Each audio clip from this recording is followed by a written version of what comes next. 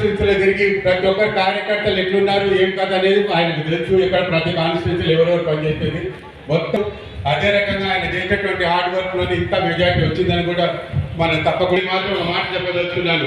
రేపు మహానాడులో లోకేష్ బాబు గారిని పార్టీ వర్కింగ్ ప్రెసిడెంట్ గా చేయాలని నందికొట్కూరు ఎమ్మెల్యే గీతా జయసూర్య గారిని మాట్లాడవలసిందిగా కోరుతున్నాను. కార్యకర్తలు ఉంటారు, అందరూ కూడా మీరు ఖచ్చితంగా ఇంటింటికి వెళ్ళండి. ఆ ఇంట్లో ఉండే సమస్యను మీరు తీసుకోండి, మీరు ప్రయత్నం చేయండి. ముందు మీతో కానప్పుడు సో ఈ పని చేయకపోతే అంటే మనం చేసి గతంలో ఇందాక కీర్తమ్మ గారు చెప్పినట్టు ఎన్నో మంచి పనులు చేశాం. వందల వేల కోట్ల నియోజకవర్గాన్ని తీసుకొచ్చాను నేను, 1700 కోట్లు తీసుకొచ్చాను నా నియోజకవర్గానికి అభివృద్ధికి, అయినా ఓడిపోయాను. ఆ కమిటీ తీర్మానాలన్నీ కూడా ఖచ్చితంగా కూడా పార్టీకి తీసుకెళ్లి రాష్ట్ర పార్టీలో చర్చలు పెట్టి వాటన్నిటిని కూడా జిల్లా పార్టీలు తీర్మానం చేస్తామని, ముఖ్యంగా ఇక్కడ మనకు గోర్కలు సంబంధించి అదేవిధంగా గుండ్రేవల వేరే కూడా ఉండేటువంటి ప్రతి ఒక్క ప్రాజెక్టులో కార్యకర్త దేవుళ్ళందరికీ పేరు పేరు నమస్కారాలు తెలియజేసుకుంటున్నాను. ఈరోజు జిల్లా మహానాడు కార్యక్రమంకి అన్ని నియోజకవర్గాల నుంచి ముఖ్యమైన కార్యకర్తలు లీడర్లు అందరూ కూడా రావడం జరిగింది. ముఖ్యంగా నియోజకవర్గాల్లో కూడా మనము మహానాడులు పెట్టుకొని ఆ నియోజకవర్గంలో ఉన్న తీర్మానాలు చేసుకొని మళ్ళీ జిల్లా మీటింగ్ పెట్టుకొని ఈ మహానాడులో తీర్మానాలు చేసి మనకి కడపలో జరగబోతున్న మహానాడులో ఈ తీర్మానాన్ని కూడా మన నాయకుడు చంద్రబాబు నాయుడు గారు దృష్టికి తీసుకెళ్ళడం జరుగుతుంది.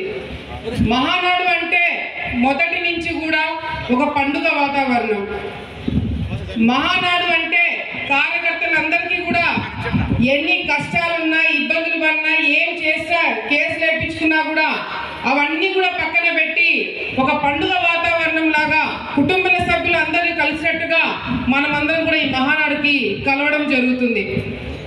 కేవలం మన రాష్ట్రమే కాకుండా ఇతర రాష్ట్రాలు, ప్రపంచంలో ఉన్న తెలుగు వాళ్ళందరూ కూడా మహానాడులో ఏం జరగబోతుంది, మహానాడులో నాయకులు ఏం మాట్లాడుతున్నారు, మన రాష్ట్ర భవిష్యత్తు కోసము తెలుగుదేశం పార్టీ ఎటువంటి నిర్ణయాలు తీసుకోబోతున్నారు అనేది కూడా చర్చించడం జరుగుతుంది. అటువంటి మహానాడు కార్యక్రమంకి మీ అందరినీ కూడా స్వాగతం పలుకుతూ మనమే కాకుండా మనతో పాటు 100 మంది 1000 మంది అందరినీ కూడా ఎంతమందిని ఏకమవుతే అంతమందిని కూడా కార్యకర్తలని తీసుకొచ్చి కడపలో జరుగుతున్న ఈ 3 రోజుల పండుగకి మీరందరూ కూడా కదిలి రావాలని చెప్పి మరొకసారి కోరుకుంటున్నాము. ఈరోజు మనము అధికారంలోకి వచ్చినాం. ఈ అధికారంలోకి రావడానికి వేదిక పైన ఉన్న పెద్దలు, ఇక్కడ ఉన్న మీరందరూ కూడా ఎంత కష్టపడున్నామో, ఎన్ని ఇబ్బందులు పడినామో, ఎన్ని కష్టాలు పడినామో మనము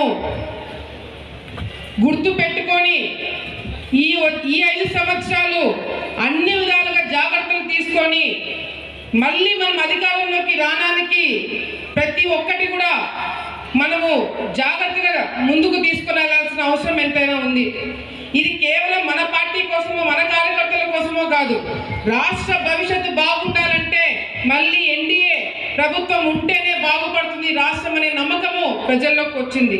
మనం ఏ చిన్న పొరపాట్లు చేసినా కూడా అది ఇతర పార్టీలు దాన్ని అడ్వాంటేజ్ తీసుకొని మన మీద వాడతారు. అందుకే ఈ 5 సంవత్సరాలు కూడా మనం చాలా జాగ్రత్తగా మన కార్యకర్తలని మన వాళ్ళందరినీ కూడా చూసుకొని ముందుకెళ్లాల్సిన అవసరం ఎంతైనా ఉంది. గత ప్రభుత్వంలో ఇబ్బందులు పడినాము. ఈ ప్రభుత్వం వచ్చిన తర్వాత, మన ప్రభుత్వం వచ్చిన తర్వాత బాధ్యతలు తీసుకున్నాము. గత ప్రభుత్వంలో కష్టాలు పడినాము. మన ప్రభుత్వం వచ్చిన తర్వాత కార్యకర్తల్ని కాపాడుకున్నాము. గత ప్రభుత్వంలో ఇబ్బందులు పడినాము.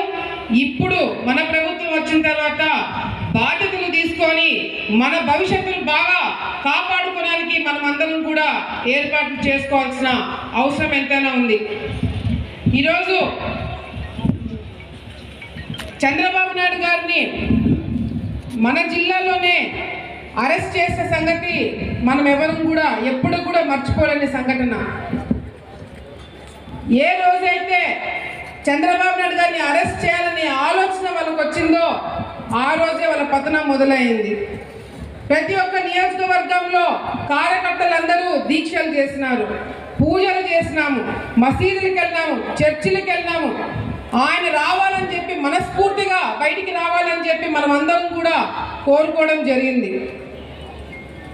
ఈరోజు మనమందరం కూడా చూస్తున్నాం, తెలుగుదేశం పార్టీ కార్యకర్తలు ఇబ్బంది పడినంత గత 5 సంవత్సరాల్లో ఇబ్బందులు పడినంతగా ఎప్పుడు కూడా కార్యకర్తలు ఇబ్బంది పడిండరు. ఈరోజు మనం అధికారంలోకి వచ్చిన తర్వాత చంద్రబాబు నాయుడు గారు ఎక్కడ మన వాళ్ళు ఆవేశంతో అవతల మీద ఇబ్బందులు పెడతారని చెప్పి ముందుగానే క్రమశిక్షణ పాటించాలి. మనమందరం కూడా వైసీపీకి మనకి తేడా ఏందో ప్రజలకి చూపించాలని చెప్పి ఆయన మన అందరినీ కూడా ఒక దారిలో తీసుకెళ్ళడం జరుగుతుంది. ఇదే సంవత్సరము గత ప్రభుత్వము వైసీపీ అధికారంలోకి వచ్చిన తర్వాత సంవత్సరంలో ఎన్ని తప్పుడు కేసులు పెట్టింటారు, ఎంతమంది ఆస్తులని దోచుకోయింటారు, ఎంతమందిని జైలుకు పంపించింటారు, ఎంతమంది మీద రౌడీ షీటర్లు పెట్టింటారు. కానీ మనం అధికారంలోకి వచ్చిన తర్వాత తప్పుడు కేసులు లేవు, రౌడీ షీట్లు లేవు, దౌర్జన్యాలు లేవు, దోపిడీలు లేవు. కేవలం అంటే కేవలము అభివృద్ధి మీద దృష్టి పెట్టి మనం అందరం కూడా ముందుకెళ్ళడం జరుగుతుంది. ఈరోజు నేను చెప్తున్నాను, మా అందరికి కూడా నమ్మకం ఉంది. చంద్రబాబు నాయుడు గారు ఏదైతే మన జిల్లాకి, మన రాయలసీమకి, మన రాష్ట్రానికి హామీ ఇచ్చినారో అవన్నీ కూడా తప్పకుండా తొందరలోనే నెరవేరుస్తారన్న నమ్మకం మా అందరికి కూడా ఉంది. ఎందుకంటే చాలా మంది కార్యకర్తలు ఇంకా మాకు పదవుల గురించి కానీ లేకపోతే స్థానికంగా ఎస్పీ షాప్లో, ఫీల్డ్ అసిస్టెంట్లో, ఇతర ఇంకా కొన్ని మారలేదని చెప్పి చాలా సందర్భాలు చాలా మంది బాధపడే సంఘటనలు మా దృష్టికి కూడా వచ్చినాయి.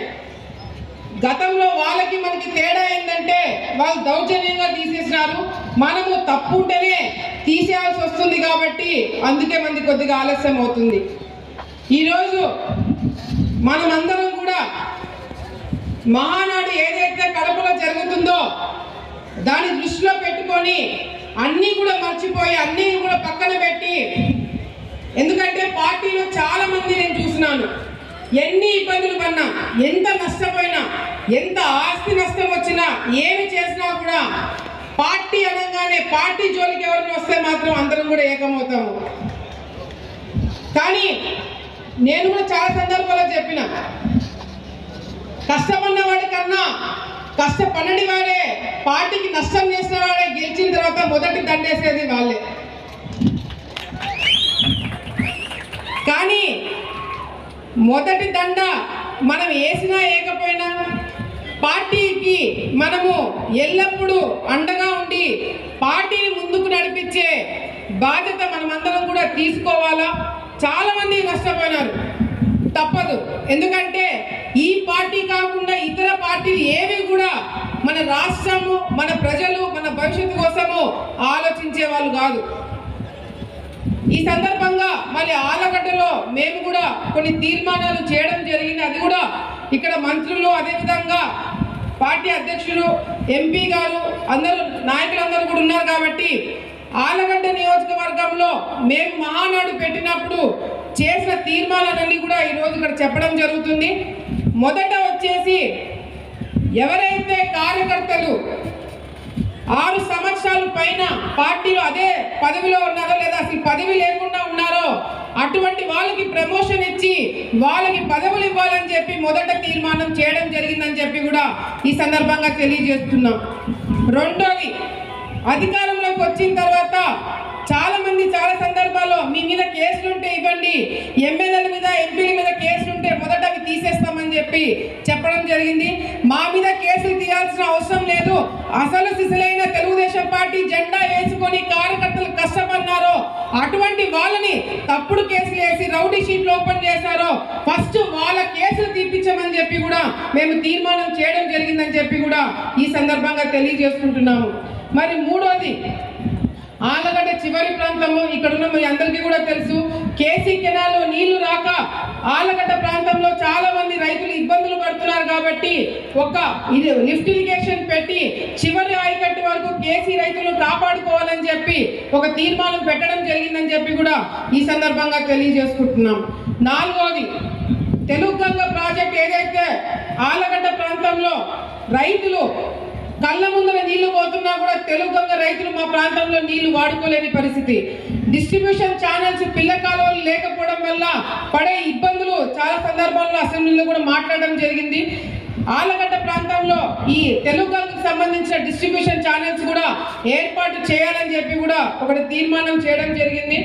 మరి అదేవిధంగా గత ప్రభుత్వంలో ఉద్యోగాలు లేక ఎంతో మంది పెద్ద పెద్ద చదువులు చదువుకున్న పిల్లలు పక్క రాష్ట్రానికి వెళ్ళి ఉద్యోగాలు చిన్న చిన్న ఉద్యోగాలు చేసుకున్న పరిస్థితి. ఇక్కడ జిల్లాలో మరి మీ అందరూ కూడా తెలుసు, బనగానపల్లిలో ఫ్యాక్టరీలు ఇండస్ట్రీస్ ఉన్నాయి, ఇప్పుడు ఓరవకల్లో కూడా వస్తున్నాయి, నంద్యాలలో కూడా మంచి హబ్. కానీ చివరిగా ఆలగడ్డకు వచ్చేగలకి ఒక వ్యవసాయం తప్ప వేరే మార్గం లేదు కాబట్టి ఆలగడ్డకు ఒక ఇండస్ట్రీ తీసుకురావాలని చెప్పి కూడా తీర్మానం చేయడం జరిగిందని చెప్పి కూడా సందర్భంగా తెలియజేసుకుంటూ, మరి లోకేష్ అన్న గారి పాదయాత్ర ఈ జిల్లాలో జరిగినప్పుడు కూడా మరి ఎన్నో సందర్భాల్లో ప్రతి ఒక్క నియోజకవర్గంలో కూడా అందరూ కూడా మాట ఇవ్వడం జరిగింది. అదేవిధంగా ఆలగడ్డ ప్రాంతంలో కూడా మరి ఏదైతే రైతులు పడే ఇబ్బందులు తప్పకుండా తీరుస్తామని లోకేష్ అన్న గారు చెప్పినారో దాన్ని కూడా ముందుకు తీసుకెళ్లాల్సిన బాధ్యత ఉందని చెప్పి కూడా పార్టీకి మరొకసారి గుర్తు చేస్తూ, మరి ఈ మహానాడుకు వచ్చిన ప్రతి ఒక్కరికి పేరు పేరు నేను ధన్యవాదాలు తెలియజేసుకుంటూ, కడే మహానాడుకి మనమందరం కూడా కదిలి వెళ్ళి బ్రహ్మాండంగా 3 రోజులు మంచి భోజనాలు పెడుతున్నారు, మంచి కార్యక్రమాలు ఉంటాయి, మంచి మంచి నాయకులు మాట్లాడే సందేశాలు విని మనమందరం కూడా స్ఫూర్తి తీసుకొని పార్టీని ముందుకు నడిపించాలని చెప్పి కూడా సందర్భంగా తెలియజేసుకుంటూ